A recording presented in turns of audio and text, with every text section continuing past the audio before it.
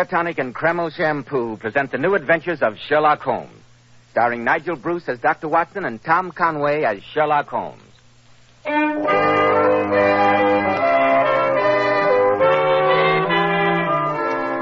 Well, here we are again visiting the genial Dr. Watson in his cheerful study. We sit back in our comfortable chair and wait to hear another exciting story. What could be pleasanter? You go again, Mr. Bell. Flattering me again. If only Sherlock Holmes were here to make the picture complete. No, Mr. Bell, you know that's impossible. He retired to Sussex years ago and took up bee farming. I suppose you visited him there. Naturally. As a matter of fact, I remember one Saturday towards the end of July in 1907 that Is this the beginning of a story, Dr. Watson? I shouldn't be surprised. But hadn't you better have your word with our listeners first? Yes, Dr. Watson, I had. Men, I'm sure you'll be interested to learn that a recent survey showed that Kreml Hair Tonic is preferred among America's top-flight executives and most successful men. But after all, why shouldn't it be? Kreml contains a special combination of hair grooming ingredients which is found in no other hair tonic. This is why Kreml gives a man's hair such a natural, well-groomed look, such a handsome, clean-cut appearance.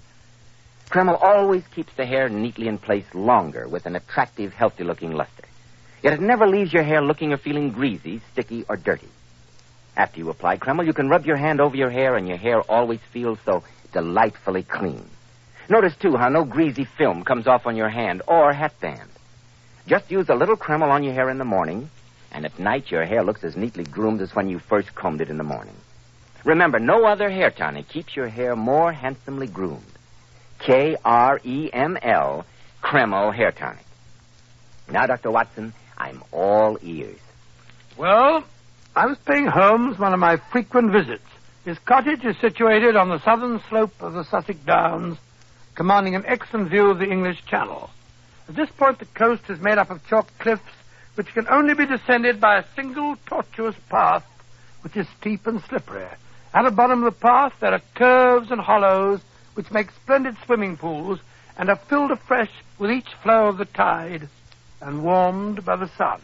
What town is Mr. Holmes' place near? A village called Falworth. But even that is at a distance, and the house is quite lonely. Half a mile away is Holmes's only neighbor. And who is that? Harold Stackhurst, who's the headmaster of the well-known preparatory school, the Gables. A private school, I suppose you would call it. It was summer, and most of the boys were away on holiday, except a few who were catching up. The teaching staff was reduced to 3. First of all, there was Harold Stackhurst himself, who was an old pal of mine. We went to school together. He was a splendid fellow and a well-known blue for rowing in his day. Assisting him were 2 younger men, Fitzroy McPherson, red-headed and cheerful. In summer and winter, he went for his morning swim. Winter swimming, quite a Spartan. Yes, indeed. The other schoolmaster was Ian Murdoch, a tall, dark man, taciturn and aloof, with occasional outbursts of temper. The villain of the piece, There you go, anticipating again. Oh, sorry. Stop this. Well, it was early one morning, just after sunrise. There'd been a severe gale the day before, but the wind and the waves had finally abated and everything looked newly washed and fresh. The air had a decided nip to it, and Holmes and I were on our way down to the beach for our morning plunge. I say, Holmes, that water's blue this morning, isn't it? Rather cold looking, if you ask me. Do you good, Watson. Your circulation needs toning up. You can run all the way home. Run up the cliff path? Oh, that's the hard. Rubbish. The boys do it. Well, I'm not under the delusion that I'm still in my first youth. Hello. Isn't that Stackhurst coming along the cliff? He's got a towel over his arm, obviously going down to the beach. He's not afraid of a little cold water. And he's almost as old as you are. He's older. Oh? Oh, a great deal older. He was 2 forms above me at school. Dear, dear. Quite an old man. I had no idea that... Stop ragging me, Holmes. Hello there, Stackhurst. Hello. Hello. Going swimming? Yes, wait for us. Come on, Watson. Oh, bless my soul if it isn't Watson. Delighted to see you, old chap. I thought you weren't coming down for another month. Well, I just couldn't stay away any longer. I'm so fond of the swimming. Yes, Watson has just been saying that there's nothing like a good dip before breakfast to tone up the system. What did you say, Watson? Oh, I think so. Stackhurst, where are your 2 young assistants? McPherson and Murdoch, the gloomy Scot. I've never known them to miss their matutinal plunge. Oh, Murdoch has had to keep some of the boys at their algebra. He'll be along later. McPherson has gone on ahead. I expect he's in the water now. Any more outbursts of temper on Murdoch's part lately? No, not since last week, when he found a boy putting toads in his bed. His temper is ferocious, Holmes.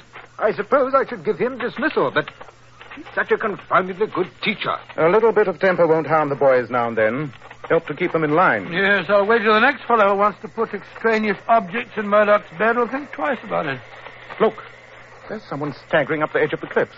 Yes, he's in bathing trunks and an overcoat flapping in the wind. What's the matter with him? Drunk, probably. Look at him reel. A fine example for my boys. And who the devil can it be? Yes, it's McPherson. I could tell that red hair anywhere. He's trying to wave to us. I've never known him to behave like this. He's not drunk. He is in agony. He needs help. Hurry, Watson, run. I say, he's fainted. No, he's trying to get up again. Well, he's writhing on the ground. Courage, old boy. We're coming. Pain. I can't breathe. It's killing me. What is it? What's happened to you? The mane. The lion's mane. But, good heavens, he's having convulsions. His face is turning purple. Yeah, now he's stopped. Thank heaven. How is he, Watson? I can't see him breathe. Wait a minute. Yes, he's dead. Some terrific shock. His heart gave out. Look, he's bitten through his lower lip. The paroxysm of his agony. What could it have been? He's not wounded. No signs of a struggle. Take that coat off. Let's take a look at him. Easy now, easy. Good heavens, Holmes, his back. Just look at his back. Great red welts round his shoulders and round his ribs. Oh, this is terrible. What was it he tried to tell us? He said something about a lion. A lion's mane, to be exact. Well, you don't think he's being clawed by a lion? Or some wild beast? In this part of England? It's unthinkable. Quite. Besides, the claws of an animal would have dug deeper. These welts are inflamed, and there are little red spots at certain intervals. It looks as if someone has used a lash on him. A thin iron scourge with knots. Poisoned knots. Who could it have been? There's been no one along the edge of the cliff, and we can see for miles. No, on the beach. There are some fishing boats, but they're too far out. I wonder... Did anyone bear him a grudge? Had he quarreled with anyone? Why, no. That is, not recently. Hello. What's up? Why do you all look so serious? Well, hello, Murdoch. Where did you come from? The classroom. I just left the boys. What's the matter with McPherson?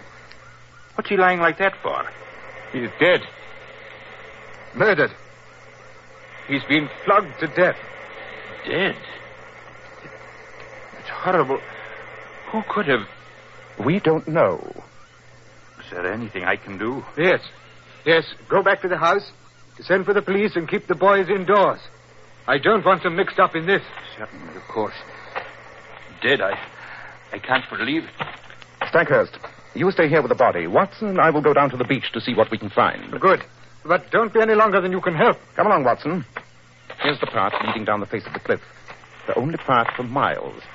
If he was attacked down on the beach, the murderer is still there. As I say, he may be armed. I'd better go back for my revolver. Suppose the murderer goes for us. Rubbish. Come along. We've no time to waste. They escape. Careful. There's clay here. Slippery. Look, Holmes. Footprints. Yes, the same one's descending and then returning again. McPherson, undoubtedly. That means no one else has been to the beach by this path since the storm. And here's the mark of his hand where he fell, and the print of both knees. That's all that the path holds for us. Now for the beach itself. Look, there's quite a lagoon left by the tide. His towel is lying beside it. Folded and dry, so he didn't enter the water. There's his sweater beside the pool. Look here, on the sand, footprints. Naked and with a canvas shoe. Presence again, that proves he made ready to bathe, but the towel shows he returned without bathing, or at any rate without drying himself. Look, Holmes, there are some distant figures up there on the beach. Too far away. Besides, this lagoon lay between them and the person. Perhaps the fishing boat. Perhaps, but I can see no sign of a boat having been beached along the shore. Yes, but then how... Quite. Could it have been Stackhurst? We saw him coming from the direction of the gables. How about Murdoch? He has a glowering look. I don't trust him. Do you think that he really was up at the school with the boys? That is an alibi we shall have to look into. Hello, Stackhurst. Why did you leave a body? Murdoch sent down one of the gardeners to stand watch over it, so I came along. Besides, I just thought of something. Yes? You asked if anyone had a grudge against McPherson, and I thought I ought to tell you. Go on. Well, about a year ago, this chap Murdoch was rather fond of a girl down in the village. But McPherson cut him out. Murdoch didn't seem to mind at the time, but about 2 months later, McPherson and Murdoch had a pretty bad row. Murdoch was always a bit fiery, you know. Well, when McPherson's dog got excited, he went for Murdoch, and Murdoch went into one of his rages and threw the animal out of the window. Well, the dog wasn't hurt, and the quarrel was patched up. At least so we all thought. But you never know. Resentment sometimes smolders for a long time. Yeah, particularly if there's a woman in the case. Quite. Well, let's have a look at the towel and sweater. We've seen everything else there's to see down here. Hello. There's something in the pocket of the sweater. It's a note. Dear me. A note of assignation. Huh? What's it say? We'll be there in the same place, darling. There you are, woman. All my love, Maudie. Why, that's the girl. The one I told you about, Maud Bellamy. McPherson was in love with her. Obviously. This whole affair has upset me so it may give the school a bad reputation. It was only by chance that several of the boys weren't with McPherson when it happened. I say, was it chance? After all, it was Murdoch who held him back. He was the one who insisted on algebra before breakfast. At present, I'm more interested in this girl than in Murdoch. Suppose we take a walk to Falworth and call on her. I do. I'm with you. Come along. Oh, not so fast, Watson, not so fast. We'd better dress first. We might cause quite a stir parading down the village streets in these costumes. Remember, you've still got your bathing suit on. Yes, sure I have. And I've forgotten all about how chilly it was.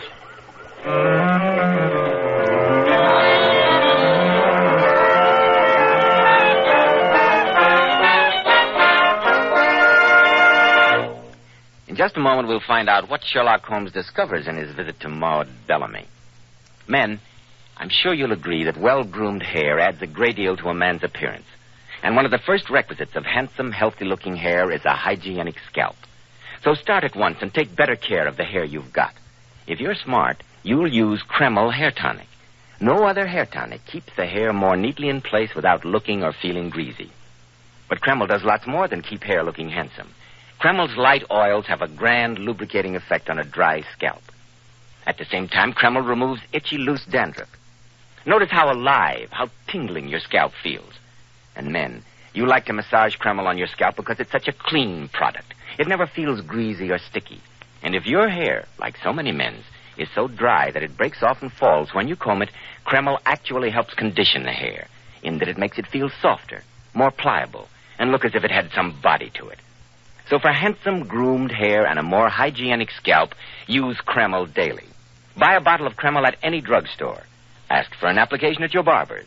Kreml, Kreml Hair Tonic. That famous modern hair tonic which has become such a nationwide favorite. Now, Dr. Watson, you dressed and went over to Falworth to call on McPherson's girl. Is that right? That's right, Mr. Bell. Stackhurst pointed the house out to us. That's the Bellamy house over there, Mr. Holmes. The one with the corner tower and the slate roof. Maud is the daughter of old Tom Bellamy, who owns all the boats and bathing huts at Falworth. He was a fisherman to start with, but now a man of some substance, I believe. Yes, judging from the house, he must have come up in the world. And Maud is the prettiest girl for miles around. Quite a beauty, in fact. She must have had scores of admirers. By Jove, look who's coming out of the front gate. I say, it's Murdoch. And what in thunder is he doing here? Hey there, Murdoch. What do you mean by coming over here? I thought I am your subordinate, sir, under your own roof. I am not aware that I owe you any account of my private actions. Your answer is pure impertinence. So was your question. This is not the first time that I've had to overlook your insubordinate ways, but it will certainly be the last. You will make arrangements to leave my school as soon as possible. I intended to go in any case. Lost the only person who made the gables habitable. Insolence. How dare he? The young whippersnapper. Mr. Stackhurst, he seemed very eager to clear out of here. Perhaps you were a trifle hasty in giving him an excuse to go. I never thought of that.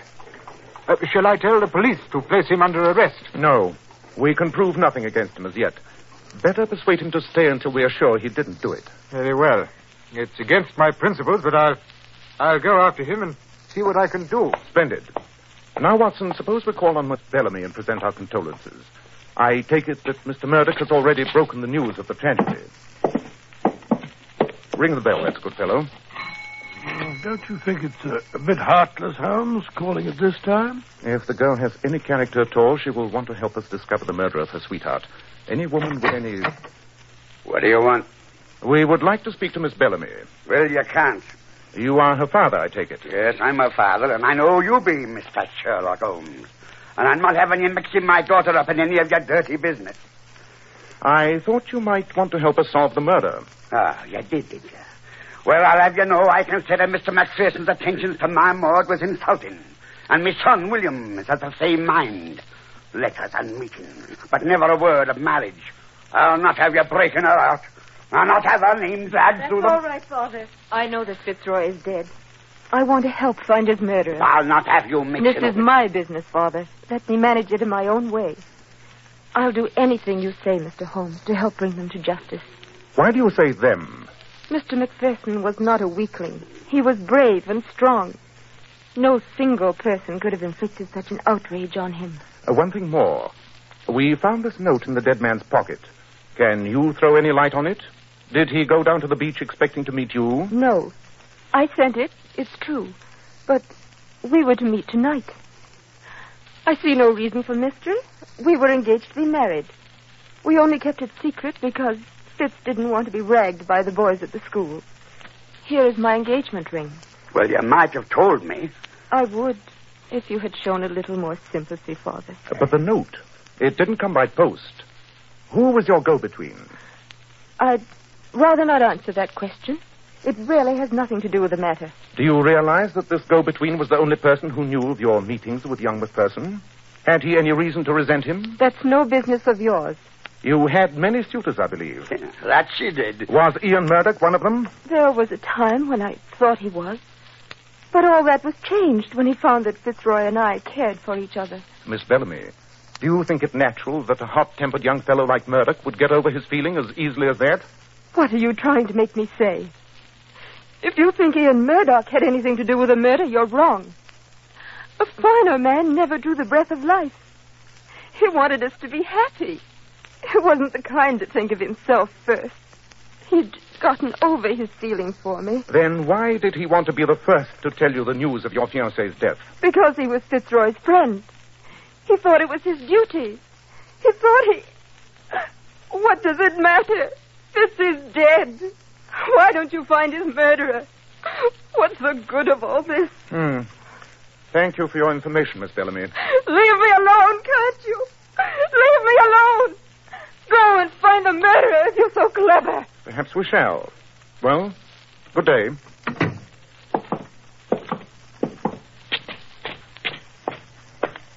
Looks like another blank wall to me, Holmes. Perhaps. But even that is enlightening. There are only so many possibilities, Watson. We may finally arrive at the correct solution by crossing off all the rest.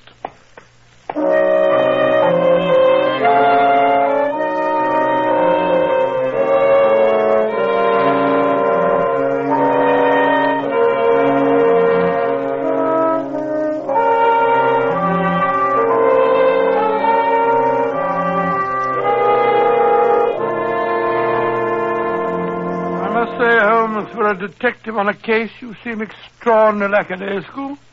You spent the better part of the last 3 days up in your garret among your books. I've been looking for the solution, something I once read. It's in the back of my mind, but I can't seem to bring it into the light of my consciousness. Yes, and in the meantime, this Murdoch fellow may slip through our fingers. Once he leaves the school, we'll never be able to get our hands on him again. I wonder that he hasn't left before this. Oh, how can you sit there so calmly and say that, Holmes? You're losing your grip. Perhaps I am. If I could only find the fact that I'm looking for. It began with a C. I'll swear it began with a C. Well, then, how about the old encyclopedia there? Look up all the C's in the book. But I'm not sure it is C. Oh, Holmes, you're being exasperating and exaggerating. You know that the murderer didn't escape along the beach or even climb the top of a cliff. But did it ever occur to you that it might be somebody hiding in one of those caves? some sadistic maniac? Yes, it did occur to me. But it's not possible. I searched every one of those caves, and there's no trace of human habitation in any of them. Oh, then my theory of the sadistic maniac's all wrong. Yes. Huh? Huh? And horrible as that theory sounds, I'm convinced that the truth is even more horrible. That death came from the sea. And the truth is more ghastly than anything you can imagine. Oh, you make the chills run down my spine. I must say, I shall never have the courage to go swimming down there again. And a wise thing, too. At least for some time. Well, I must say, I don't see how young Murdoch has the nerve. Murdoch? Murdoch went swimming down on that beach? When? About a quarter of an hour ago, I saw him go by with a towel over his arm. Why didn't you tell me? Come on, we must bring him back. Poor boy hasn't a chance. Oh, good heavens, Holmes, I had no idea. Look, something's happened. Someone's coming up the path. Stackhurst. He's carrying someone on his back. By thunder, it's Murdoch. And he's in bathing trunks. Help! Holmes! Watson, something's happened to Murdoch. What is it? It's the same thing that killed young McPherson. I met him staggering up the face of the cliff. He was too far gone for me to get him home, so I brought him here. Put him on the couch. Let me have a look at him. His heart's giving out. He can hardly breathe. His face is turning quite black. Here, quick, Holmes. Pour me out a glass of that brandy over there. Right. Now, hold his head while I try to get it down. That's it. That's it. If he can only swallow. That's it. Now some more. That's better. Take the bottle. You can't give him too much. His color is coming back. He's beginning to breathe again. His heart is getting stronger. Look, he's trying to talk. It lashed me in the water. It lashed me. Now I remember. In the water, of course. The pain. It's terrible. I can't stand it. Give me something. Morphine. Anything. I daren't give him a sedative. It might affect the heart. Holmes, here, get the cotton wool there and the olive oil. Right. What is it? It's a poison of some kind. It affects the nerves, apparently. Must be terribly painful. Here's the stuff you wanted. Good. Now saturate the cotton wool. You put a dressing on his back. Now, that's right. Use plenty of oil. There we are. That's better. Oh, that's much better. By Jove, he's fainted. I don't think so. He's just fallen asleep from sheer exhaustion.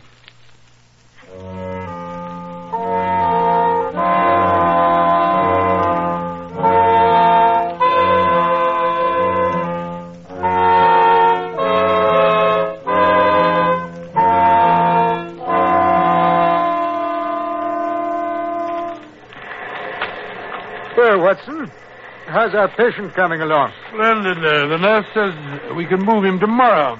Splendid physique that boy must have had to stand up under the strain.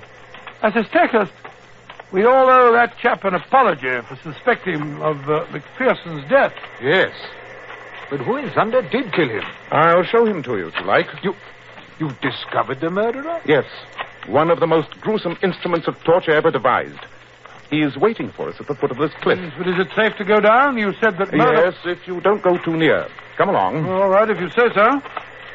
Well, the tide's coming in. I don't see any murderer. No, he's not as obvious as all that. Treacherous as well as deadly. I must say, this place gets on my nerves since the tragedy. I haven't allowed the boys to go in swimming lately. I suppose it's foolish of me. On the contrary, you would have had a few more tragedies if you'd allowed them to swim. This death strikes like lightning. There's no escaping it. But great Scott, if it's as dangerous as all that, we'd better get back up the cliff before the murderer finds us. We're quite safe unless we take a dip in the lagoon McPherson went swimming in. What? But I thought you said that he didn't go into the water. So I did. The towel fooled me. The truth of the matter is that he was in such agony when he came out that he failed to use the towel. That's what threw me off the track in the first place. But the murderer? Down here. Where's he? Under the cliff, where the lagoon is quite deep. Ah, there's your murderer, on that rocky shelf about 3 feet below the surface. Look down there. See it? Why, it's a tangled mass. Great Scott, it's alive. It's vibrating and waving. A hairy creature with streaks of silver amongst its yellow stresses. Oh, what a foul and sinister thing. Sinister enough. The death that comes from the sea. As fatal as a cobra and more far-reaching. That is cyanea, the fearful stinger, sometimes called the lion's mane. Well, I've been born and bred in these parts, and I've never seen anything like it. Look at that foul thing. Well, it doesn't belong to Sussex, I swear. Just as well for Sussex. The southwest gale must have brought it up. What do you say? Shall we end this murder forever? Shall we end it by all means? Very well. I think this boulder should do the trick. Help me move it. It's too heavy for one man. Right. There she goes.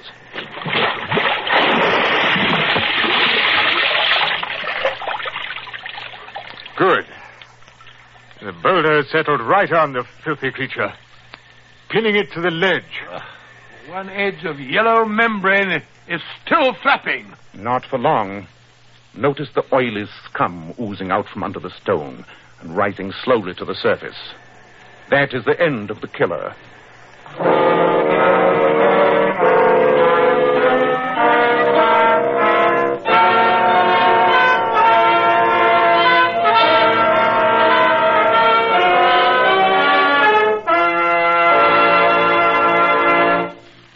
Lion's mane. I've never heard of that before, Dr. Watson. Mr. Bell, neither had I. Holmes discovered the article that he'd been searching for and read it to us. The full name of the dreadful creature is Cyanea capillata. It radiates almost invisible filaments to the distance of 50 feet. Within that radius, it is as deadly and far more painful than the bite of a poisonous snake. Ladies and gentlemen, in just a moment, Dr. Watson will be back to tell you about next week's story. But first, ladies, here's a sensational beauty tip direct from Hollywood. When you want your hair to look its radiant best for an important date, do this the night before. Give your hair a glamour bath with Kreml shampoo. I certainly agree with that, Mr. Bell. And you know, Kreml shampoo is the shampoo used by those famous beauties, the flowers models. Kreml shampoo has been especially developed to glamour bathe each tiny strand of hair so that it fairly radiates natural dazzling highlights. It leaves the hair simply gleaming with natural glossy luster. And what's more, your hair stays that way for days. And please bear in mind that Kreml shampoo is not a soapless shampoo. It's not a cream shampoo. It's not a drying detergent. It's entirely different.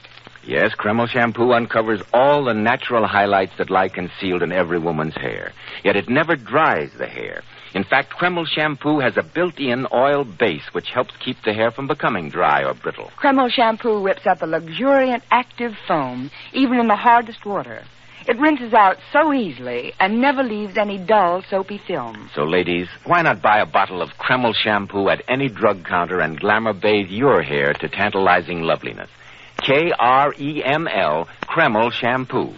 Now, Dr. Watson, what about next week? Well, next week I think I'll tell you how Holmes and I visited a mad scientist who lived on a rocky island in one of the Scottish lochs, and of the strange things that happened there.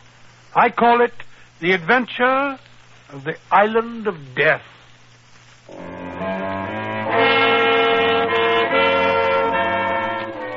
Tonight's adventure was adapted from Sir Arthur Conan Doyle's story, The Lion's Mane. Nigel Bruce appeared by permission of California Pictures. Tom Conway through the courtesy of Eagle Lion Pictures. The Sherlock Holmes series is produced by Tom McKnight with original music composed and conducted by Alex Steiner. This is Joseph Bell speaking for Kreml Hair Tonic and Kreml Shampoo and inviting you to be with us next week at this same time, regardless of whether you change to daylight saving time, when Dr. Watson will tell us about the adventure of the Island of Death.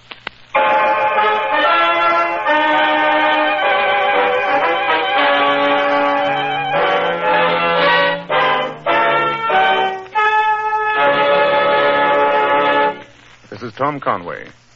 Your help is vital in the drive on cancer, the disease that must be stopped. Help save future lives. Give to the cancer drive. This is ABC, the American Broadcasting Company.